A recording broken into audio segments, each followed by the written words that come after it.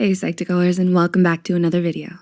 Before we start, we would like to give you a big thanks for all the support that you've given us. Psych2Go's mission is to make psychology and mental health more accessible to everyone. Now, let's begin. Are you extremely afraid of being judged by others? Are you very self-conscious in everyday social situations? Do you avoid meeting new people?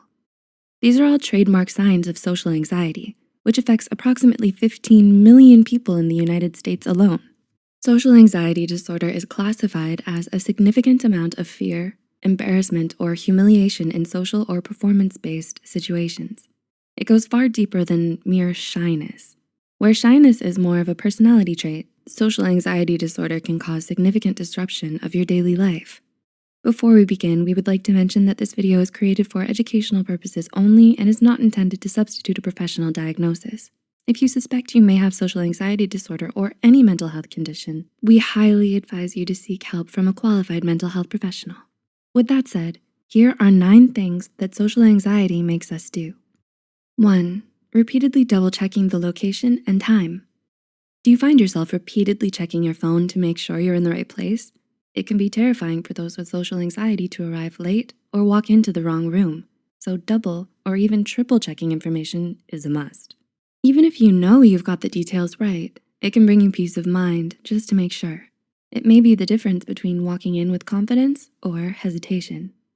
2. Rehearsing conversations in your head ahead of time. While this may be a subconscious practice at first, many people who face social anxiety rehearse things they're going to say before they have the actual conversation. This often begins as imagining future conversations or running through a list of important points to discuss. Some people find it more helpful to physically practice having a conversation as well. That being said, not everyone who rehearses their conversations beforehand necessarily has social anxiety.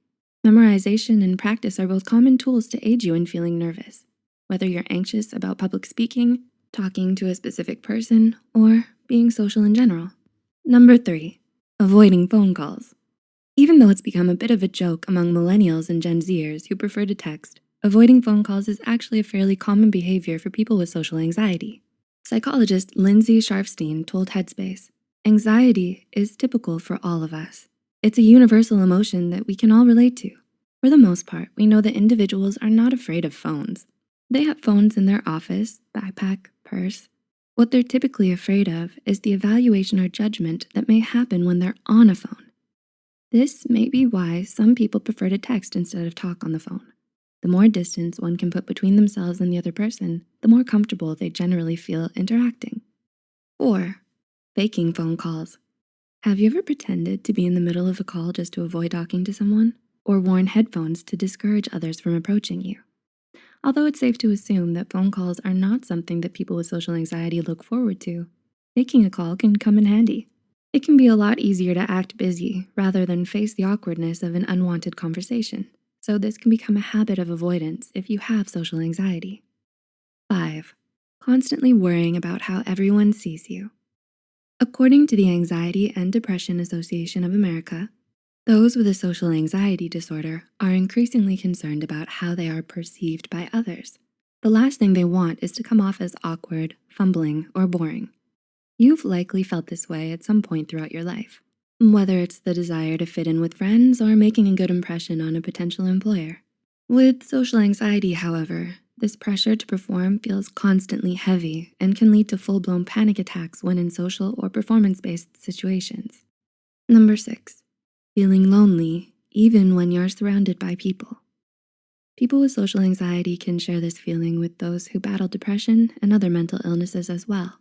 So unfortunately, a lot of people can relate to this isolating feeling. When social anxiety keeps you from being your true self, it can be difficult to feel included at all. It's frustrating to be close to others, but not be able to connect with them in a comfortable way. If you're struggling to properly communicate and are extremely hesitant to even start a conversation, that adds to your feelings of loneliness, even when you're surrounded by others. Number 7, clenching your teeth and other physical discomforts. Do you feel shaky or lightheaded when faced with a social situation? Does your heart rate speed up, or do your hands tremble? The stress that comes with social anxiety can manifest through physical symptoms. Many of the symptoms are signs of nervousness, such as sweating, flushing, and feeling shaky. According to Mayo Clinic, you might also be dealing with muscle tension, feeling that your mind has gone blank, or have trouble catching your breath. Number 8, obsessing over how you look. When you're constantly worried about how others perceive you, you're likely to be concerned with how you look as well. You might have a distorted body image and think that you're less physically attractive. Your thoughts can flit from your hair to your clothes or flaws in your skin, to thinking that it's just all wrong. In an attempt to feel comfortable in your own skin, you might spend an inappropriate amount of time and money on fixing your appearance, such as shopping for better clothes, getting high-end beauty products, or going on diets if you think you're overweight. And number 9, you feel more like yourself around the people you're comfortable with. Do you think you're picky about who you spend time with? In Triumph Over Shyness, Conquering Social Anxiety Disorder, Dr. Murray B. Stein and John R. Walker discuss behavior in children called selective mutism. This is when a child speaks and acts normally around select individuals, but is completely silent around everyone else or when placed in certain situations. This is a more extreme example, but it shows how those with social anxiety are more likely to relax and open up around people they already know and trust. Do you or anyone you know resonate with any of these points mentioned in this video? If you're concerned about social anxiety disorder, we encourage you to speak with a mental health professional. They can help you overcome any fears or debilitating problems you might have. If you enjoyed watching this video, give us a thumbs up and share it with someone who might find it helpful as well. The studies and references used in this video are listed in the description below.